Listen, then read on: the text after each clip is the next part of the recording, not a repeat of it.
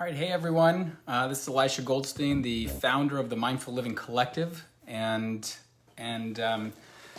today we're going to do our weekly event on through Facebook Live, and this will be recorded as well, and we'll be posting it in other places so people can find it there. Today we're talking about how to sleep better. That's what we're going to be focusing on. Right now, what we're noticing is, and I'm sure you're noticing this too, is that in this time of crisis that we've been living in this pandemic and this restrictive lifestyle that we've been that we need to do. We need to take these measures in order to support ourselves and stop this spread. At least that's what science is showing us, and so we're abiding by this. And what happens in doing this, as we begin to live in these kind of restricted ways, these ways where we're a bit more isolated than we're used to being, when there's a lack of connection, when you might be having challenges with your work, or may have lost your work, or maybe you're a healthcare worker and there's increased stresses, in that capacity. Then the first thing that tends to go out the window is really taking care of ourselves. And I know if you've been here before in our events, then what you see is that you're seeing that's one of the first things that we talk about, is the importance of really taking care of yourself first. So today, what we're going to be talking about is the increases that we're seeing, and you may be seeing this yourself, especially if you're coming in here. And go ahead, and by the way, as you're coming in here right now, feel free to say where you're coming in from, introduce yourself, also say what part of the world you're coming in from right now. We always love to see the whole community here and get a sense of that. And I'm just trying to make sure that I can catch the questions that are going to come across, eventually for this topic. So we're many weeks in now. So again, introduce yourselves. You're welcome to say who you are, and also where you're coming in from.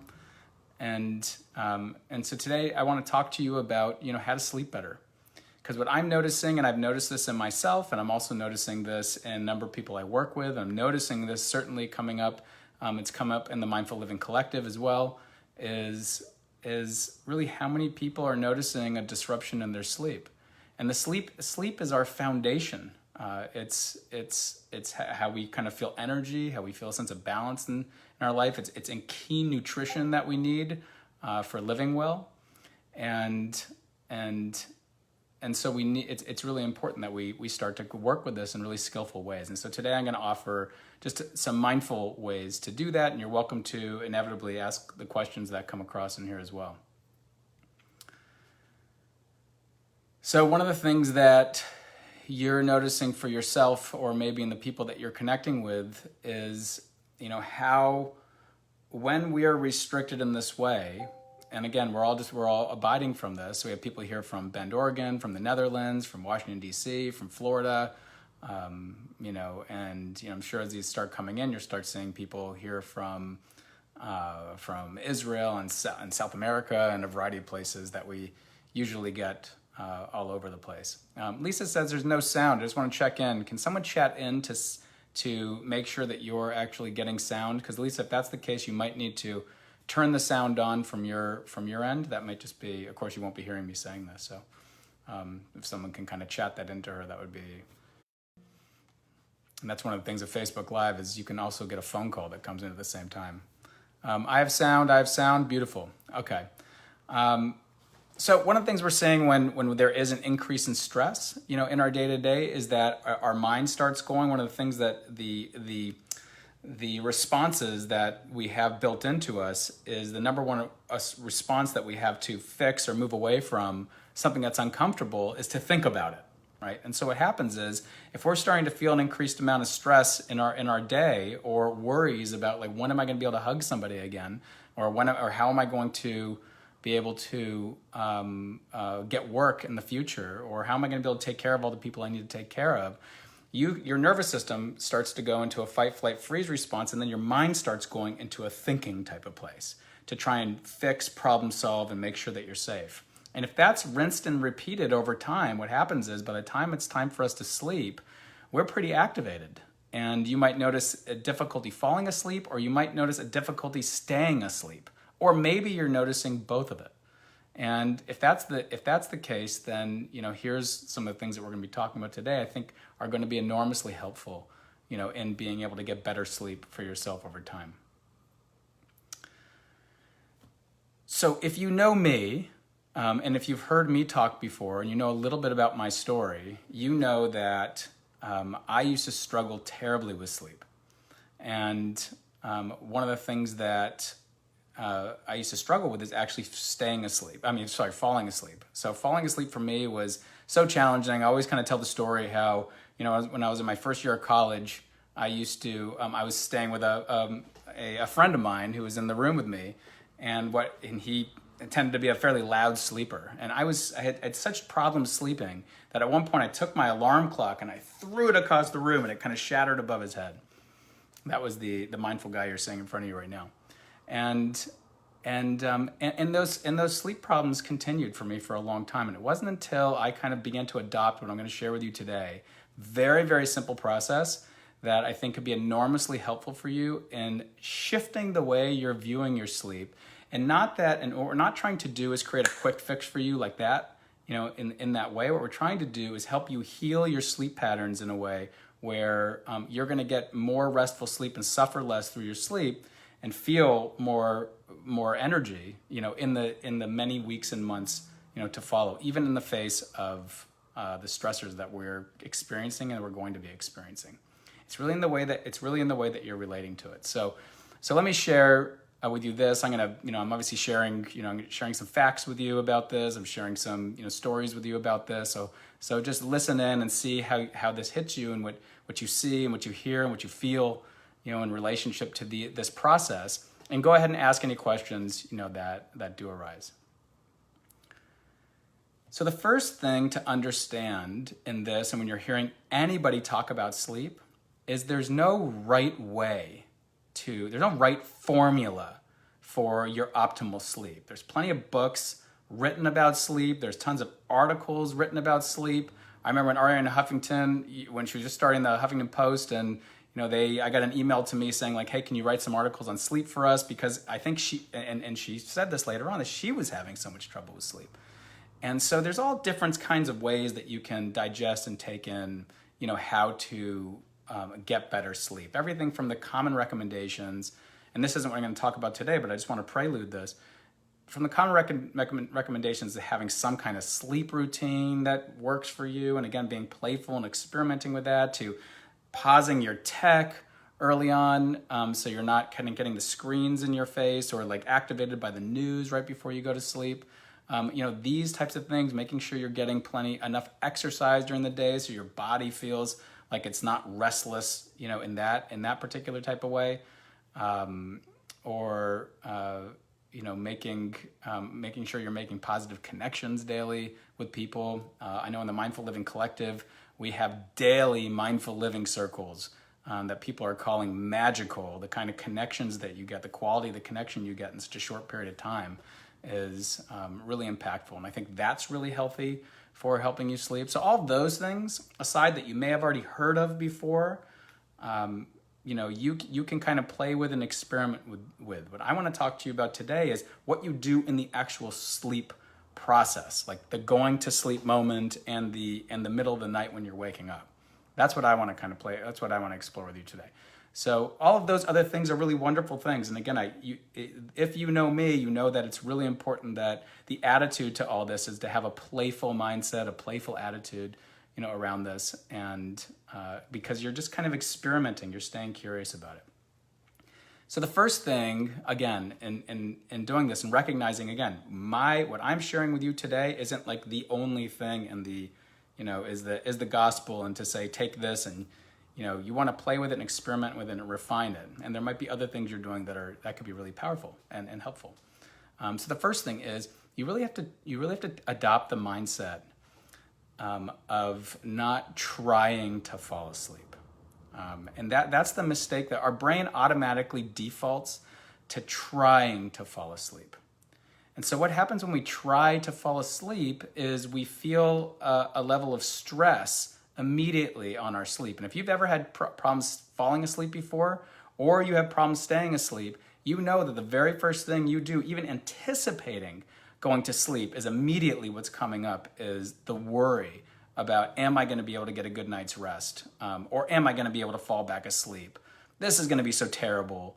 It's going to be so awful. So imagine your mind's creating these worst case scenarios, these catastrophes. And so what happens is that just activates your nervous system and gets it going in gear to try and problem solve it. And how does it problem solve it? It starts thinking about it more. And once we start thinking about it more, we're completely in that stress loop in that moment. And that's not where we want to be.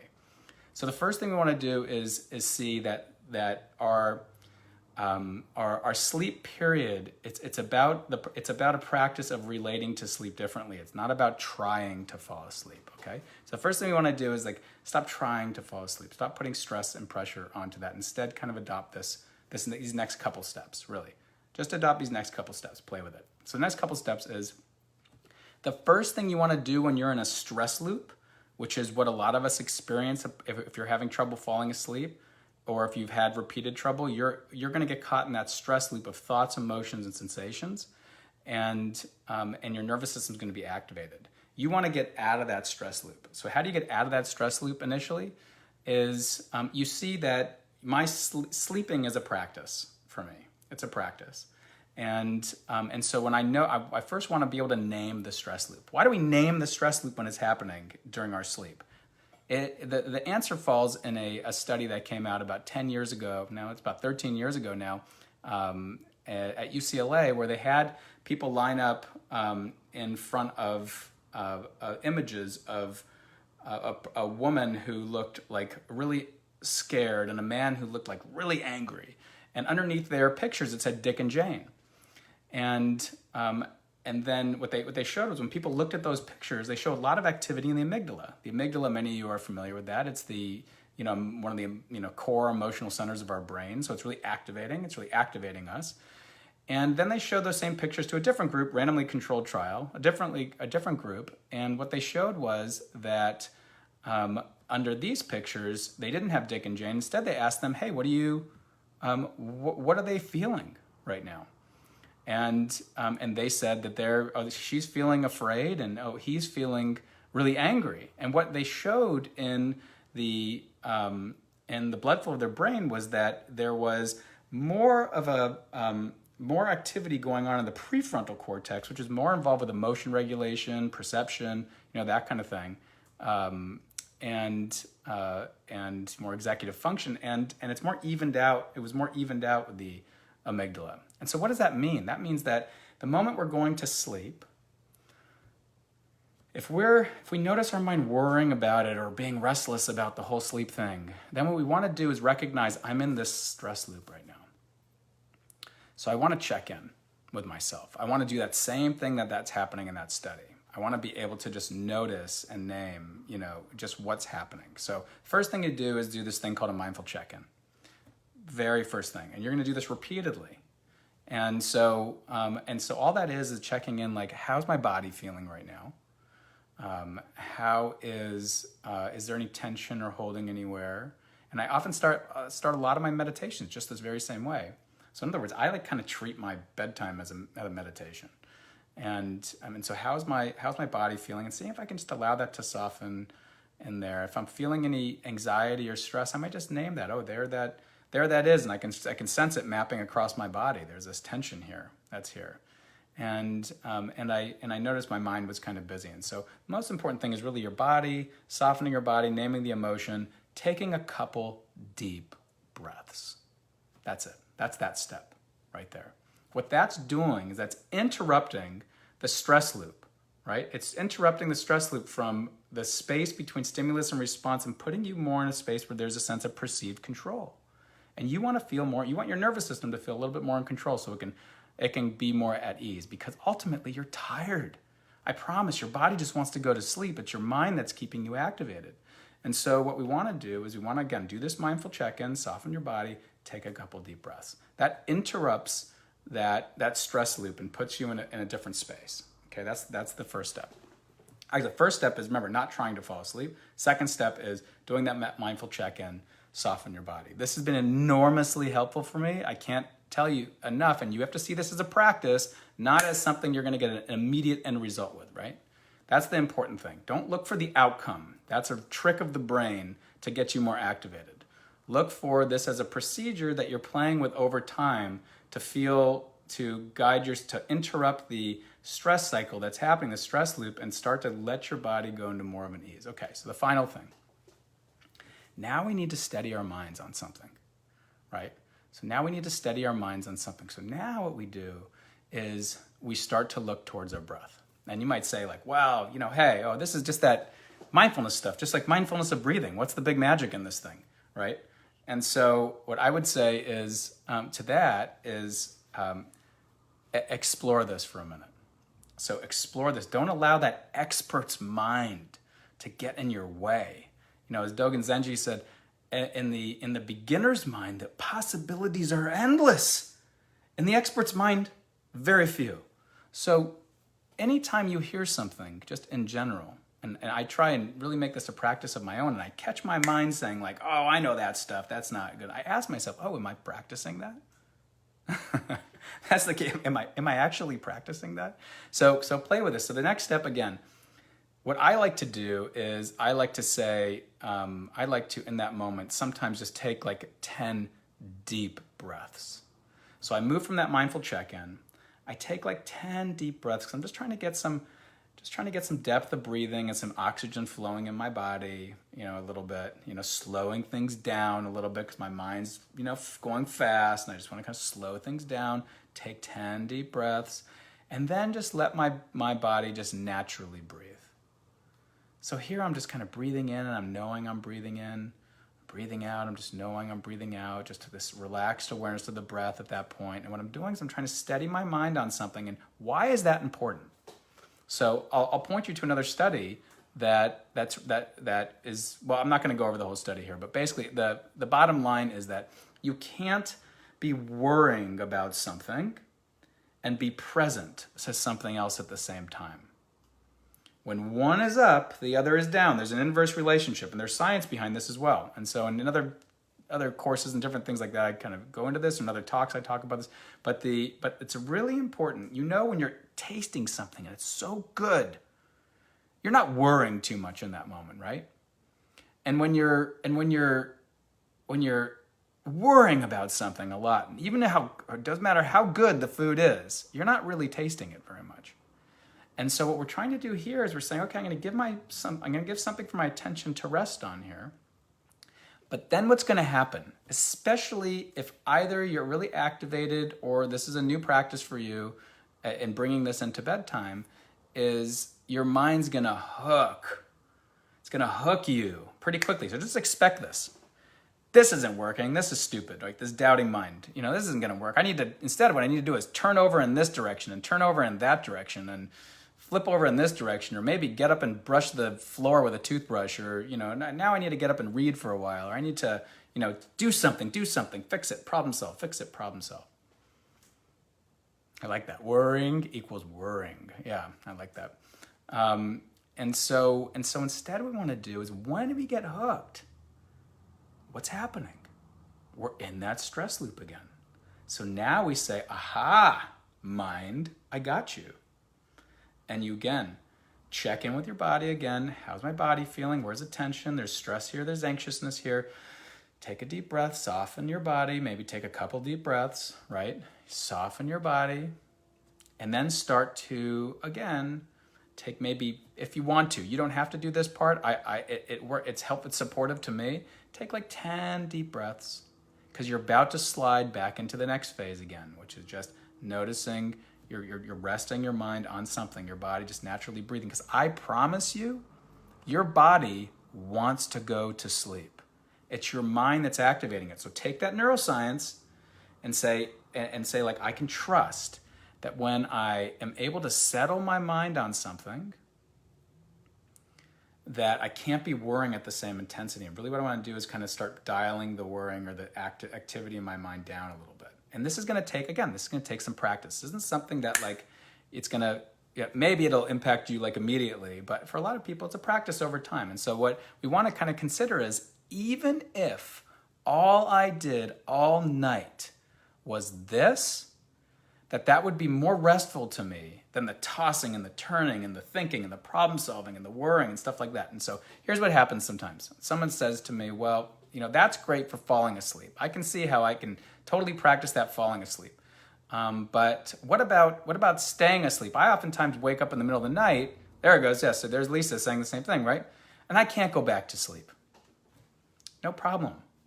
So what are my options, in that moment? My suggestion to you is play with this same practice in the middle of the night. Even if you don't fall back asleep, what you're doing is you're playing with training a bit more control of the reactivity of your mind to be able to say like, well, let me see if I can play with this inverse relationship a little bit. So if I play with settling my mind on, if I play with doing this thing in my check-in, because we're trying to get out of the stress loop, right? Checking in with my body, noticing how it's feeling, naming the emotion, stress or anxiousness or worry is here, that kind of thing. Okay, I know that. Okay, I'm going to soften my body. I'm going to take a couple deep breaths to help me soften my body because I'm about to move into this next phase.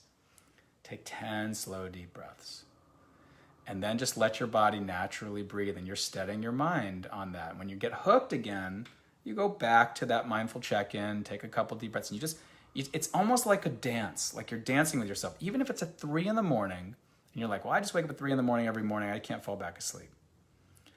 I would encourage you just to trust that if you played with this, right? If you played with this, even if you didn't fall back asleep, you were doing some beautiful training with your mind in that moment. Now, with anything, right? Okay, so as Lisa says, she has stomach problems that wake her up in the middle of the night, and she needs to have it resolved. Okay, fall back asleep. Not sure if there's anything more I can do. Is there here? If you have physiological things that are waking you up in the middle of the night, there's two things that happen. There's the pain, and then there's the suffering that comes from that pain. What do I mean by that? And some of you might already know, which is there's the pain, the stomach problem that's there. And then there's the hurt, hating, and worrying about the pain that actually creates more stress in our nervous system and exacerbates the actual pain that's there.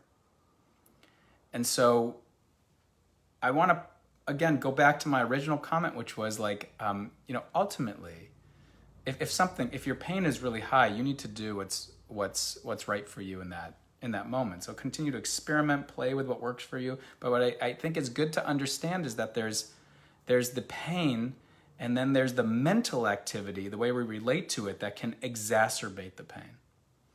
And so what we want to do is take away that second arrow, as it said. The first arrow is the pain, the second arrow is the hating of the pain, the suffering that comes, right? And so, and you can do that, as Nancy's saying. She puts on meditations on, but most of the time can't fall back asleep. No problem. So you can play with not putting on the actual meditation maybe, and play with this process instead, or you can use the support of putting audio in your ears as well. But I would kind of encourage you just to play with this without the audio, and just kind of trust yourself that you're softening your body, you're taking a couple deep breaths, and by the way, I'm a big proponent of audio meditations. I think it's great and be supportive. I'm not saying don't do audio meditations. What I am saying is during the sleep process, putting an audio meditation might be helpful to you, or it might keep you more awake. And so you're playing with this and seeing, what's possible. And so for Lisa, she listens to some audio meditations that's also really helpful to her. But I encourage you to kind of go through this process. So, okay, what are the three things again? Okay, so the first thing is there's all these, before the first thing, there's all these supportive things that you can do to consider, prior to going to sleep, having some kind of sleep routine, having your special tea, making sure you're not, although tea can make you have to wake up and pee in the middle of the night, having your, special sounds that you're putting on, special candle lighting, making sure you're getting exercise during the day, making sure you're making connections with people, even in a Zoom-like fashion. It's better than nothing. And again, highly encourage you to join the Mindful Living Circles and the Mindful Living Collective. The quality of connection is very healing to our nervous systems that we experience in that. If you haven't done that, by the way, also, totally forgot to mention this, we have just a ridiculous sound bath that's going to be on tonight at 6 p.m. Pacific Standard Time, sorry, for people here in the UK, but they'll be recording for it for you. And you can access that in the events section of the Mindful Living Collective. That's, by the way, that's a whole space that I opened up free for everyone. So it's not, you don't need to pay. Just go to mindfullivingcollective.com. And the sound bath is, I'm letting you know right now, is exquisite. Put on some earphones, because what they do is they have microphones underneath each of these really ancient Tibetan bowls. And so they intentionally hit you in different ears at different times during the experience. And then Jana Pericone has this amazing voice that comes across from time to time. And so if you're on the East Coast, as an example, prior to going to sleep, this might be a beautiful thing to do. Anyway, that's a side note. But anyway, those first 3 steps. So aside from all those wonderful things that you can do to prepare for sleep and to prepare your body, the exercise too, and that, or doing a meditation before sleep, these are the 3 steps that have been enormously helpful to me and enormously helpful to many, many people I've worked with in helping you during the sleep process, right when you're falling asleep and even when you wake up in the middle of the night, to just settle yourself back down, because in the middle of the night, your body also wants to go to sleep. It's tired. And unless you also just want to get used to the lifestyle of waking up early in the morning, which could also be wonderful, as long as you're going to bed early enough that you're getting enough sleep. That's all. Valerie put the link in the comments for that, so that's good. Ultimately, again, I'll never forget. I'll never forget many, many years ago when I went on my first silent retreat, which I encourage, once those open up again, if you're open to that, to kind of play with that. The intention at going to sleep was this invitation to treat sleep like a meditation. And why not? So sleep, this is an opportunity to just practice and meditate. And I know if you're meditative, if you have an aversion to meditation, meaning like meditation doesn't work for me, my mind is too restless, then don't think of it like a meditation. Just think of it in the practice that I shared with you. Susan, we're likely to have these sound baths regularly, so we'll have them again, so not to worry. But if you can make the 6 p.m. tonight, you're welcome to. Again, just Mindful Living Collective, go into the events area. It's probably the first thing that you'll see, since it's the next event that comes up. You'll also see a ton of Mindful Living circles. We do them every day, at different times of the day, to make sure it hits your time zone. If you haven't explored those, make sure to do that. Really, the quality of the connection in such a short period of time is surprises me and is really healing to our nervous systems. And so I absolutely encourage that. Also, just another thing, a lot of people find the body scan to be a wonderful meditation to do prior to bed. Reason being is because you're, again, training your mind to be in your body and come down from your mind and just kind of soften your body as you're going little by little. Sometimes that's a nice practice to do prior to bed.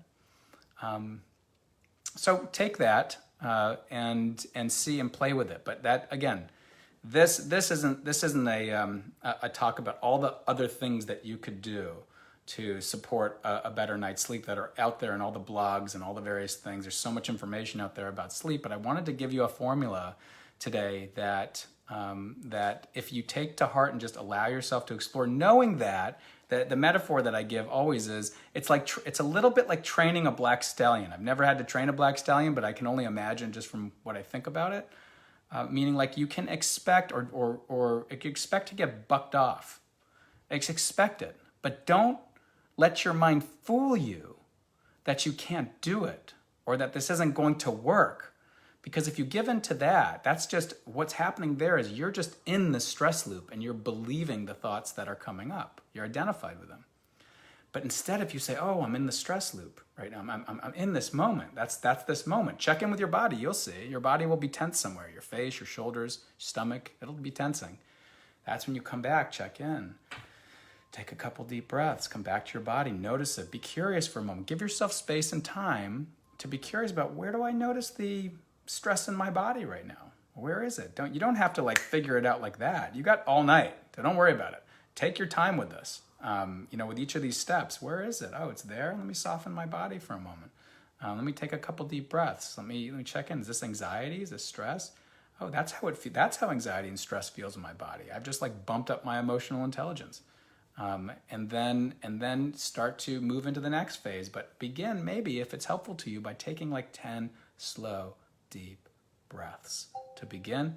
And then just allow your body to go into a natural flow of breathing, and you're just there. If you want to do deep belly breathe, if you want to like do that natural breathing and just allow your breath to be in your belly, you can kind of play with that.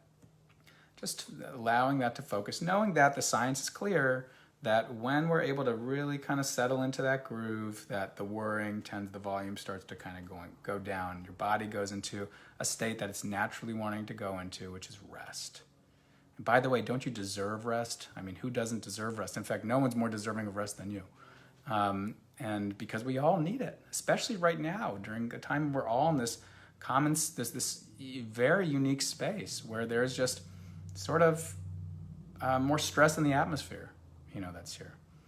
And so I want to kind of make space to answer any questions that are coming up.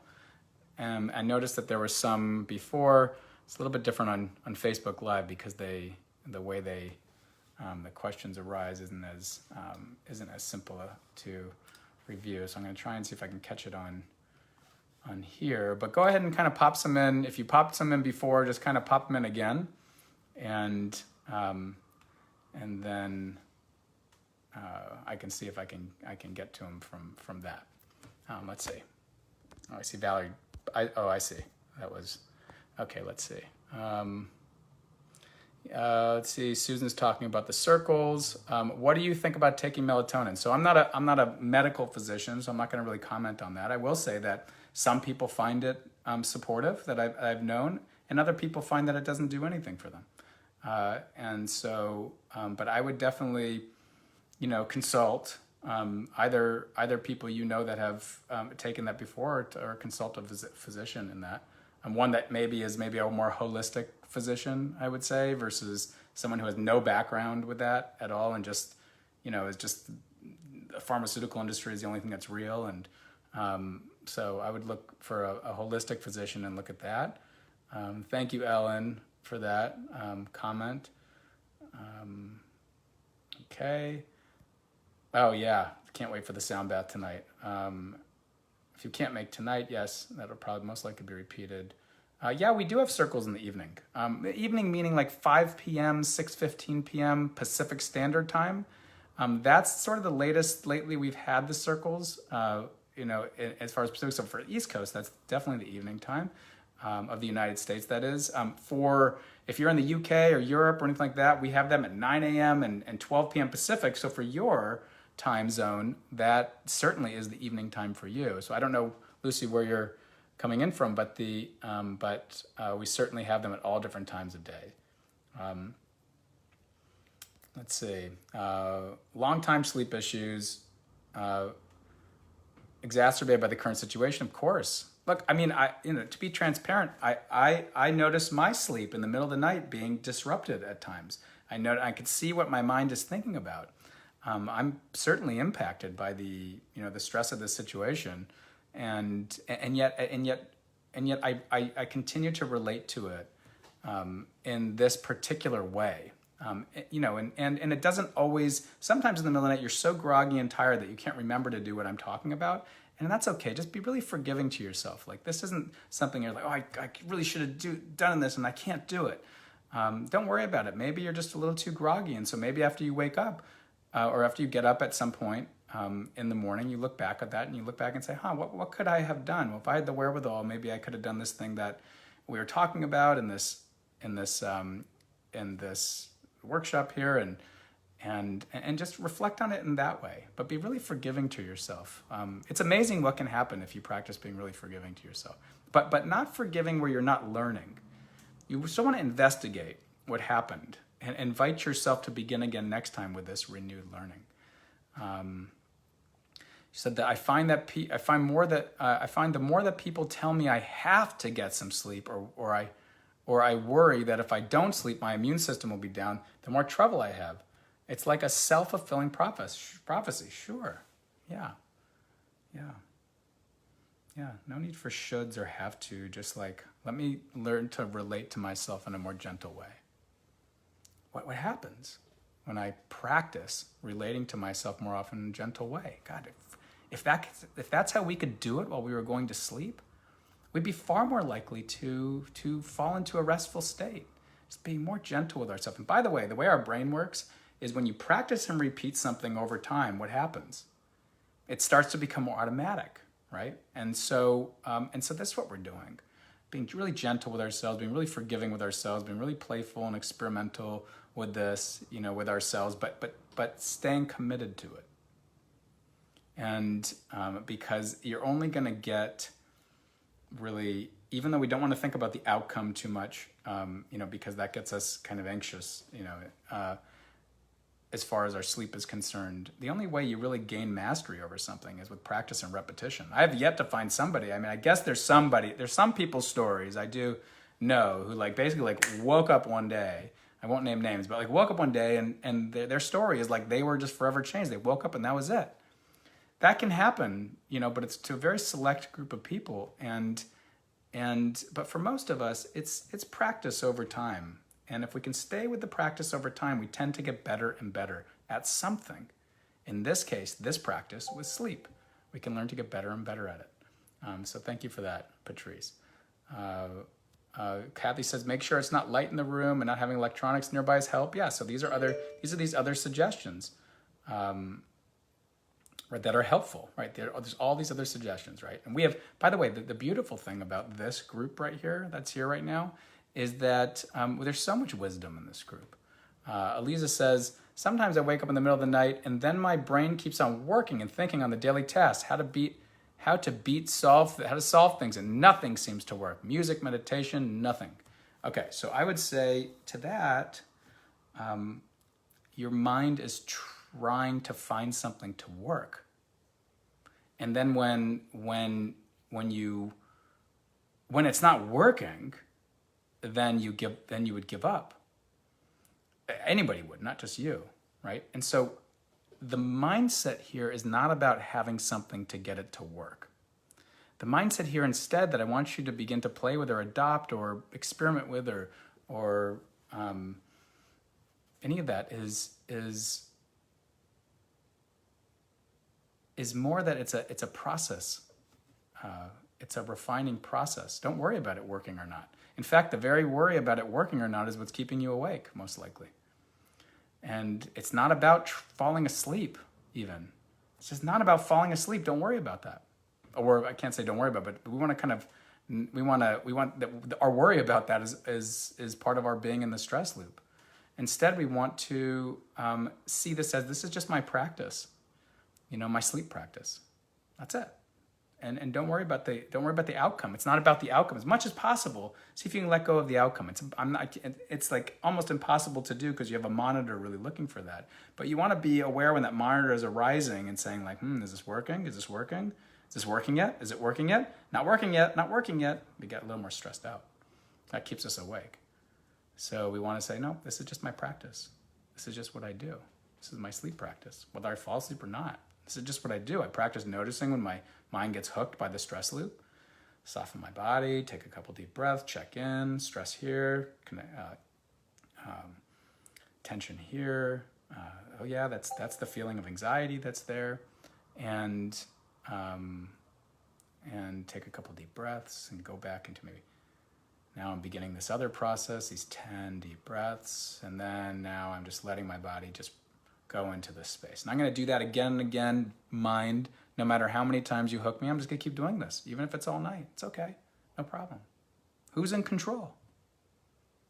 So so just kind of play with that more as that, because this is a little tricky here when nothing seems to work, because that's implying that your brain is looking for an outcome. And then what you're doing is you're setting yourself up to get stressed out, because it has a little monitor looking for the outcome. If it's not hitting that outcome, it's got to think and problem solve and worry about another type of thing that might help in that moment. And so it's like a setup, right? And so we're kind of playing with that. Hopefully that made some sort of sense.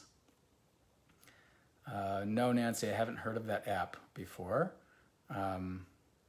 Rachel says, sometimes I find ocean sounds or meditation music work. Beautiful. By the way, yeah, like this sound bath tonight. It's like it's beautiful meditation music. Vanya says, I have more trouble sleeping if I have a big day the next day. Any ideas? Also would love to hear about this. Is good for kids. It's really funny, actually. A friend of mine called me up who I haven't talked to in a really long time from New York, and is like, I have to tell you, I haven't talked to you in forever, but my daughter goes to bed to your body scan every night. So like, yeah, you can use things like this with kids. You can't ask them to you can bring it up to them, and I don't know if they'll really use it on their own so much, but you can certainly play a meditation for them before bed if they're into that, if they're open to it. With my kids, they're like, oh, mindfulness, no, we're over it, and then they ask for body scans like frequently in the evening time. So for the big day the next day, I would what's helpful is if we feel prepared. If you know that you're prepared, then play with this practice. If you're unprepared, if you feel like you're unprepared, then you can still play with this practice, and that's just information to hopefully make sure you're more prepared next time for the next day, or feel really prepared, and then that helps kind of allow the body to let go of that stress. That was Lisa's question. I answered that. Right. Derry says, holy smoke, this will be helpful for offsetting the stress of trying to find this event. Derry, you're hysterical. Okay, so I'm sure that if you have any more questions, feel free to pop them in the bottom. I'm not sure I can kind of scroll all the way up, and I'm not seeing them in that. Let's see. Where do you find the body scan? If you go to, first of all, if you're in the Mindful Living Collective, we have a ton of meditations in there, and you can just search any meditation you want.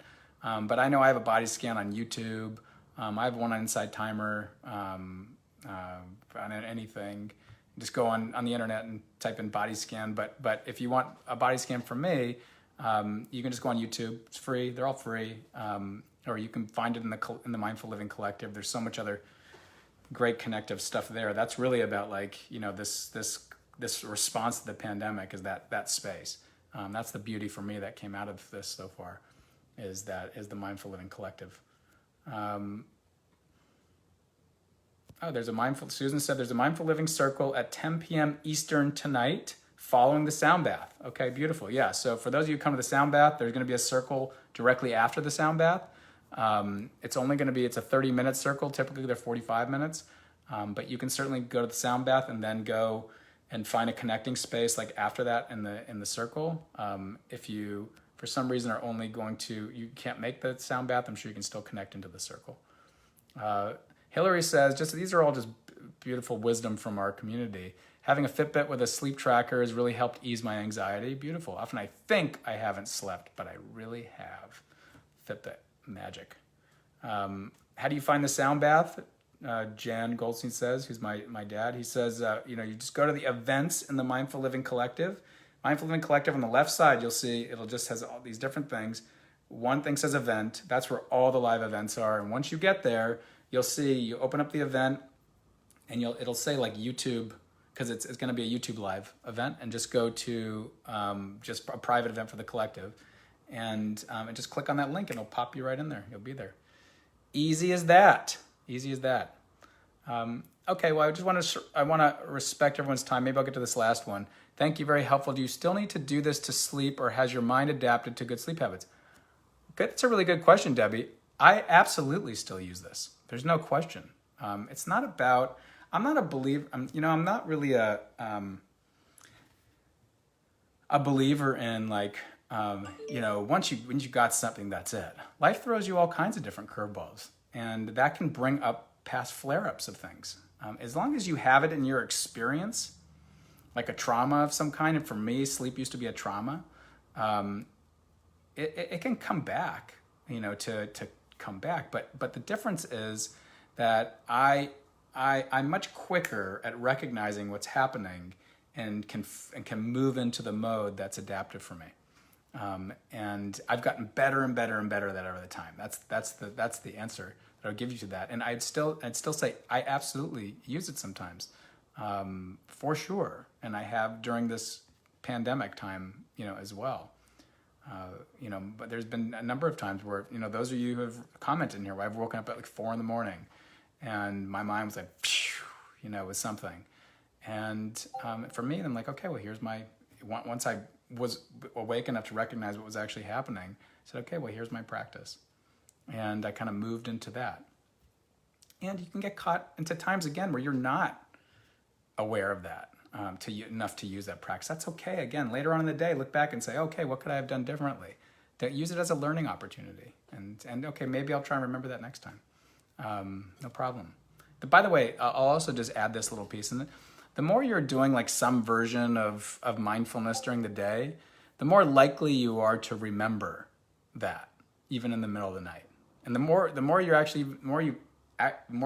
more experiences you've had bringing that into those moments, the more likely you are to remember, because your brain our memory is context dependent. And it's that way for evolutionary reasons, because like our ancestors back in the day had to store food in certain areas under the tree by the squirrel. And they had to know like that when I see this tree and the squirrel population here, that's where I hid my food. And so our brain has adapted to be more context dependent. And so when we can pair experiences with contexts, meaning middle of the night mindfulness, we're more likely to remember that. But even so, if we're doing it more on a regular basis, daily or something like that, we're more likely to remember to do it. That's all. So that's why like practice, that's one of the reasons practice is important. And whatever your mindfulness practice looks like, some sort of daily practice is really encouraged, whether that's like a long meditation, or whether somebody in the collective today said, my practice this morning was in the shower, and I just took time to bring awareness to my sensations that are in the shower, and I reflected on the things that I'm grateful for. Whatever. Just that's great. Bring some mindfulness on a regular basis during the day, and you're more likely to remember it. Just a practical notation, I say. Thank you for noticing the books are organized by color. Stephanie, who's my wife, who also leads a lot of meditations, did that. And I'll do another event sometime from our office location. This is our home office location, but our office location where they're organized. They're newly organized into a whole bunch of really cool colors. I just learned about. So wonderful. Okay. Well, thank you all so much. So beautiful. And again, more than happy to see you at the Sound Bath this evening, 6 o'clock Pacific Standard. Again, Mindful Living Collective. Just go into the events section. You'll find it. There's a Mindful Living Circle there after that. Through the events on the left in the Mindful Living Collective. Beautiful. And also just, if you haven't tried out any of the Mindful Living circles, I can't encourage you enough to explore that. It's really, you might be surprised by the healing impact of that, in your life. And it's something I'm obviously becoming even more and more passionate about, as it's a time where we're needing connection more than others. Because we're really, even though there's a lot of this connection going on, we are being asked to not connect as much in person. And so that is a wonderful bridge. And the way that it's structured is the quality is really amazing. So, okay, from my heart to yours, thank you. Continue coming back here. Again, we're trying to do these events weekly. We're exploring at this time over, this medium, and we'll see what continue to see what the best way is. And so happy you're part of this community, and always feel free to reach out and stay connected. Okay. Bye for now.